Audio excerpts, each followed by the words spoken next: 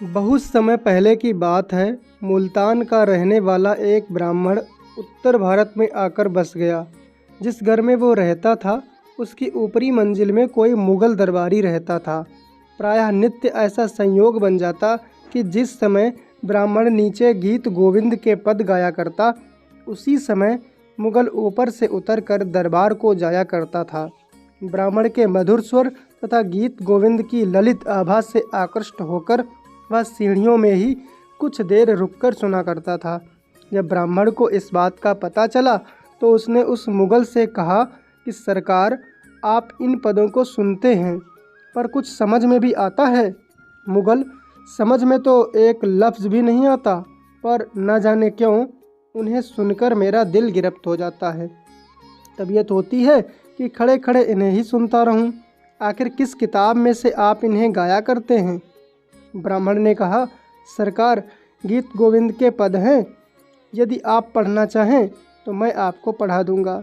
इस प्रस्ताव को मुग़ल ने स्वीकार कर लिया और कुछ ही दिन में उन्हें सीख कर स्वयं उन्हें गाने लग गया। एक दिन ब्राह्मण ने उन्हें कहा, आप गाते तो हैं, लेकिन हर किसी जगह इन पदों को नहीं गाना चाहिए। आप इन अद्भुत अष्टापदियों के रहस्य को नहीं जानते, क्योंकि जहाँ कहीं यह गाए जाते हैं भगवान श्री कृष्ण वहाँ स्वयं उपस्थित रहते हैं। मित्रों, आगे बढ़ने से पहले चैनल को सब्सक्राइब ज़रूर कर लीजिए ताकि इस तरह के वीडियो आपको नित्य प्रति मिलते रहें। इसलिए आप एक काम करिए, जब कभी भी इन्हें आप गाएं तो श्याम सुंदर के लिए एक अलग आसन बिछा दिया करें। मुग़ल ने कहा, वह तो बहुत मुश्किल है। बात यह है कि हम लोग दूसरे के नौकर हैं और अक्सर ऐसा होता है कि दरबार से वक्त बेवक्त बुलावा आ जाता है और हमको जाना पड़ता है। ब्राह्मण ने कहा, तो ऐसा करिए, जब आपका सरकारी काम ख़त्म हो जाया करे तब आप इन्हें एकांत में गाया करिए। मुग़ल ने कहा, यह भी नहीं हो सकता, आदत जो पड़ गई है। और रही घर बैठकर गाने की बात, सो कभी तो ऐसा होता है कि 2-2, 3-3 दिन और रात भी हमें घोड़ों के पीठ पर बैठकर गुजारनी पड़ती है।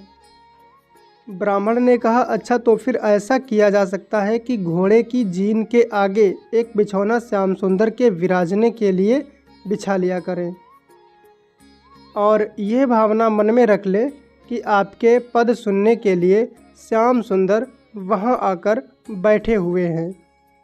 मुग़ल ने स्वीकार कर यही नियम बना लिया और घर पर ना रहने की हालत में घोड़े पर चलता हुआ ही गीत गोविंद के पद गुनगुनाया करता था। एक दिन अपने अफसर के हुक्म से उसे जैसा खड़ा था उसी हालत में घोड़े पर सवार होकर कहीं जाना पड़ा। वह घोड़े की जीन के आगे बिछाने के लिए बिछौना भी साथ नहीं ले जा सका।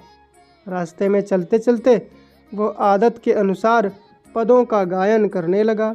गायन करते करते अचानक उसे लगा कि घोड़े के पीछे पीछे घुंघरुओं की झनकार आ रही है।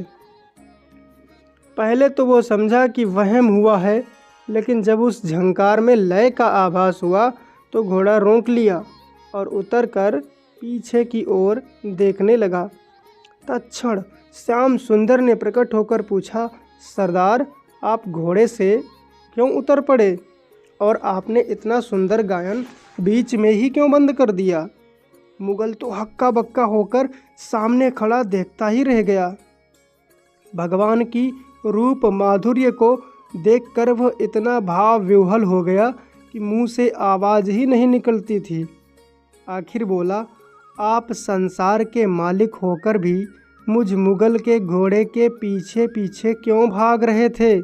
भगवान ने मुस्कुराते हुए कहा, भाग नहीं रहा था, मैं तो आपके पीछे पीछे नाचता हुआ आ रहा हूँ। क्या तुम नहीं जानते हो कि जिन पदों को तुम गा रहे थे वो कोई साधारण काव्य नहीं है, वह मुझे अति प्रिय हैं। तुम आज मेरे लिए घोड़े पर गद्दी बिछाना भूल गए तो क्या मैं भी नाचना भूल जाऊं क्या?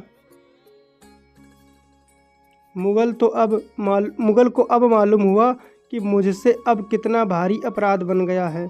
यह सब इसलिए हुआ कि वो पराधीन था।